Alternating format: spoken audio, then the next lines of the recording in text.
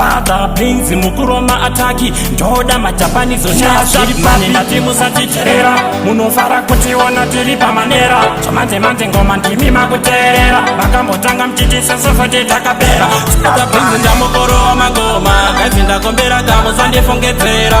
Father Blings ndamukuru wamangoma kaizi ndakombera kamusandifongedzera Father Blings ndamukuru wamangoma kaizi ndakombera kamusandifongedzera Father Blings ndamukuru wamangoma kaizi ndakombera kamusandifongedzera tapinda mugeto maosia ndavatora ndinovararidza maindi mangu mune hora musandichora muchikoma musina hodhora dhitemi ndovatipa kuti zvakadzora siya vapana vachipaparika pandosvika poita kunge pamushikashika masista eki chobudira kuleki ende dhitemi ndatapana misteki Father Blings ndamukuru wamangoma kaizi ndakombera kamusandifongedzera Father Blings ndamukuru wamangoma kaizi ndakombera kamusandifongedzera Father Blings ndamukuru wamangoma kaizi ndakombera kamusandifongedzera Father Blings ndamukuru wamangoma kaizi ndakombera kamusandifongedzera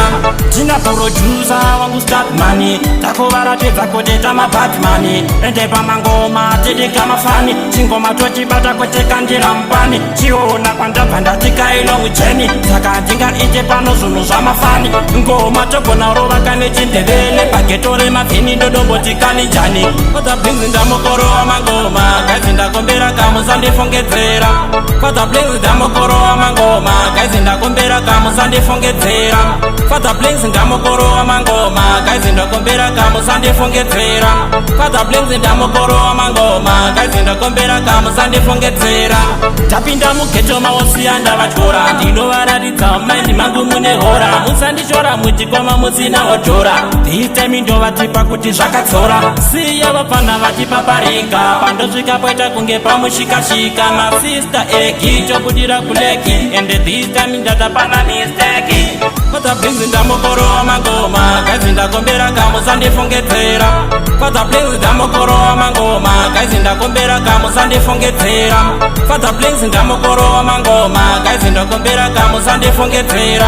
Father Blings ndamukuru wamangoma kaizi ndakombera kamusandifongedzera tina producer wangu Statman takuvaratidza kuti tamabatman ende pamangoma tiri kamafani chingoma tochibata kuteka ndira mupani chiona kwandabva ndatikailo mujeni saka ndingaite pano zvinhu zvamafani ngoma togona rovaka nechindevele pageto remavhini ndodombotikani njani